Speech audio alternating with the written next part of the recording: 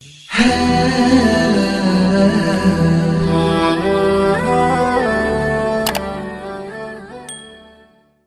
ربیع الاول میاشت ته بعضې خلک په دې میاشتو کې خاص کر د ربیع الاول په 12 تاریخ باندې په هغه شپه باندې محفلونه جوړوي او په هغې کې صرف او صرف له لعبي د جناب نبی کریم صلی الله علیه وسلم سیرت پکې نه بیانېږي. جناب نبی کریم صلی الله علیه وسلم دنیا ته راغلی د څه دپاره دا بیانول پکاري. دنیا ته د هغه راتګ د څه مقصد دپاره چې د خلکو عقیده سمه شي، د خلکو نظریه سمه شي، د خلکو عمل سم شي. د دې لپاره راغلی و. صرف خلک بعضې خلک صرف نعتخواني وکړي، غونډه شپه نعتونه وویلی شي، سارې په مانځه کې بیا نه وي.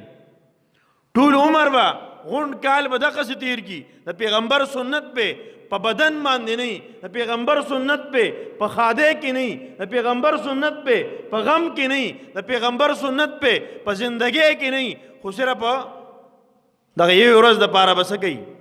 عید میلاد النبی. دا د یو خبره کوم، دا خبره ما مخکې هم کړې ده. که تاسو تاریخ راوالی د جناب نبی کریم صلی الله علیه وسلم په عمر دور کې عید میلاد النبی صحابه کرامو نه دی مناو کړی. عید میلاد النبی صحابه کرامو په خپل دور کې د نبی اسلام د وفات نه بعد نه دی مناو کړی، تابعینو نه دی مناو کړی، تبع تابعینو نه دی مناو کړی. دا عید میلاد النبی د دې د مناولو ضرورت نشته. که ضرورت دی د دې خبرې دی چې زمونږ په زندګۍ کې د جناب نبی کریم صلی الله علیه وسلم تعلیمات راشي. زما په ولاړه کې، زما په ناسته کې، زما په خوراک کې، زما په ملاسته کې، زما په غم کې، زما په خاده کې د جناب نبی کریم صلی الله علیه وسلم تعلیمات راشي. د دې خبرې غم، د دې خبرې درد پکار دی. د دې لپاره که محفل جوړ شي، پای کې نبی اسلام سیرت بیانېږي، پکار دی.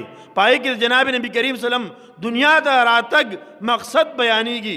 داسې محفلونه پکار هم دي، پای کې شرکت هم پکار دی. الله رب العزت دی د جناب نبی کریم صلی الله علیه و آله وسلم دا تعلیمات زمونږ په زندګۍ کې راولي.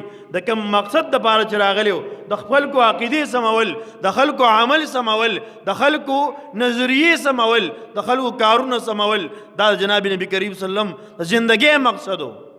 تر څو پورې آخري خبره کوم، یاد ساتئ چې کله دا کمې پورې جناب نبی کریم صلی الله علیه وسلم خلکو ته د دین او د عقیدې دعوت نه ورکړي، تر هغه وخته پورې ورته خلکو آمین او صادق او امین وي.